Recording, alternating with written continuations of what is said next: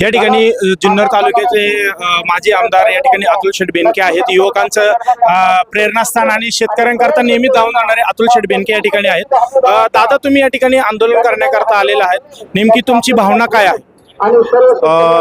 कांदा उत्पादक शेतकऱ्यांचे प्रचंड हाल चालू आहेत आणि ते माझ्या मतदारसंघामध्ये पण अनेक हजारो शेतकरी तिथं आहेत आणि त्यांचं खूप हाल चालू आहे. तर सरकारने त्यांना मदत करावी म्हणून मी आंदोलनामध्ये सहभागी होण्यासाठी इथं आलेलो आहे. सर्वपक्षीय आंदोलन करण्याचं जुन्नर तालुक्यामध्ये प्री मीटिंग झाली आणि त्याच्यामध्ये 2 तारखेला सर्व पक्षाचं आंदोलन होणार आहे. तर तुम्ही सर्वजण तिथं या याच्याकरता ठरलं म्हणून आमच्या पक्षाचे लोक पण इथं या आंदोलनामध्ये सहभागी होणार आहेत. सरकारने जे कांदा उत्पादकांसाठी पॅकेजेस जाहीर केले ते अपुरे आहेत. आत्ता परवा सरकारचे महाराष्ट्र सरकारचे प्रतिनिधी केंद्र सरकारच्या मंत्र्यांना भेटले, त्यांच्यावर चर्चा केली, त्यांनी बऱ्याचशा गोष्टी जाहीर झाल्या पण त्याची अजून अंमलबजावणी झालेली नाहीये. ते लवकरात लवकर व्हावी आणि लोकांची काय भावना आहे या सरकारपर्यंत पोहोचण्यासाठी हे आंदोलनाचं इथं हे आहे. त्याच्यामुळं आम्ही इथं सपोर्ट करण्यासाठी आलेलो आहे या आंदोलनाला. परंतु सरकारने या ठिकाणी नाशिक जिल्ह्याकरता 15 रुपये भाव आणि पुणे जिल्ह्याकरता 12 रुपये भाव, हा भेदभाव कशासाठी? हे सरकारचं धोरण चुकीचं आहे आणि ह्या सरकारचं धोरणाचा आम्ही निषेध करतो. त्यांनी सर्वच कांदा उत्पादक शेतकऱ्यांना समान मोजलं पाहिजे आणि त्याच्यानुसार त्यांनी मदत केली पाहिजे. शेतकऱ्यांना पाठिंबा देण्यासाठी तुम्ही इथे आलेला आहात, परंतु काही शेतकऱ्यांना त्यांचा बाजारभाव मिळत नाहीये म्हणून ते शेतकरी आत्महत्या करतात किंवा आहे तो कांदा 9 एकर असेल 10 एकर असेल तो कांदा रस्त्यावरती फेकून जाळून टाकतात, ते तुडवला जातोय. याबद्दल काय सांगा? शेतकरी आज आत्महत्या करतात, ते शेतकऱ्यांना पाठिंबा देण्यासाठी काय सांगा? शेतकऱ्यांना पाठिंबा देण्यासाठी झालोय. ठीक आहे, परिस्थिती किती आव्हानात्मक असली तर त्याला आत्महत्या हा पर्याय नाहीये. आपण त्या परिस्थितीशी संघर्ष करून पुढे जायला पाहिजे. आम्हाला आदरणीय पवार साहेब, आदरणीय अजितदादांची शिकवण आहे आणि त्या दृष्टिकोनातून आम्ही पुढे जाण्याचा प्रयत्न करत आहोत. शेतकऱ्यांनी चांगल्या धीराने पुढे जावं, त्यांना पाठिंबा आणि त्यांना मदतीच्या भावनेने आम्ही सगळेजण त्याच्या लोकांच्या पाठीमागे भक्कमपणे उभा आहोत.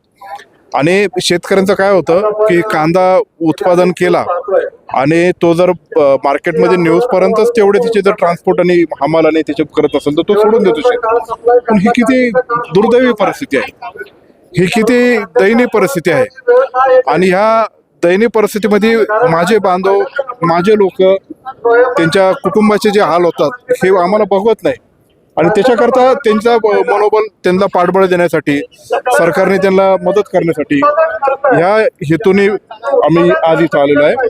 आणि हे आजचं आंदोलन कुठल्या ठराविक पक्षाचं नाही, हे सर्व पक्षाचं आंदोलन आहे असं आम्हाला इथं सांगण्यात आलं. आमची त्याची मीटिंग झाली, सगळ्या पक्षाचे लोक आमच्या जुन्नरच्या आळेफाट्याच्या मार्केट यार्डमध्ये सगळ्याच पक्षाचे लोक जमले होते आणि त्याच्यामध्ये ठरलं की आपल्याला काय काय करायचं. त्या दृष्टीने मी आज इथं आंदोलनाला आलेलो आहे. काही दिवसांपूर्वी कॉक्रोच जनता पार्टी हा टॉपिक खूप ट्रेंडिंगला आला होता. शेतकऱ्यांचे जे युवा शेतकरी आहेत त्यांच्या भावना कुठेतरी दुखवले गेलेल्या आहेत, त्यांची लग्न जमत नाहीये, शेतकऱ्यांनी शेती करायचीच नाही का, नोकरी धंद्याकडेच पडायचं का, हा प्रश्न त्यांच्यामध्ये उभा राहिला. याबद्दल काय सांगा? नक्कीच हे सरकारच्या विरुद्ध असंतोष म्हणून ते सगळे पुढे येत आहेत आणि ज्या प्रत्येक नागरिकाला त्याची भावना व्यक्त करण्याची हा अधिकार आहे आणि त्यांची जी भावना जी आहे ते जर योग्य असेल तर सरकारने त्याची दखल घेऊन त्याला मदत केली पाहिजे.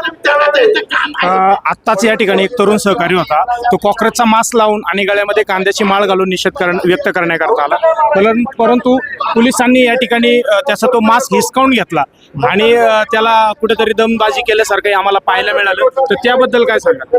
नाही, हे चुकीचं आहे. शेवटी देशामध्ये, लोकशाहीमध्ये प्रत्येक नागरिकाला एक समान अधिकार आहे आणि तो समान अधिकार असताना तो पुढं जर अशा भावना त्याची व्यक्त करण्यासाठी त्याच्या पक्षाच्या वतीने तो जर पुढे येत असेल तर त्याला ते स्वातंत्र्य आहे. अशी मुस्कटदाबी करणं योग्य नाही. आमच्याशी बोलल्याबद्दल मनपूर्वक आभार. या ठिकाणी जुन्नर तालुक्याचे माजी आमदार अतुलदादा बेनके या ठिकाणी उपस्थित होते आणि त्यांनी आपल्याशी बातचीत केलेली आहे आणि त्यांनी त्यांच्या भावना या ठिकाणी व्यक्त केलेल्या आहेत. धन्यवाद.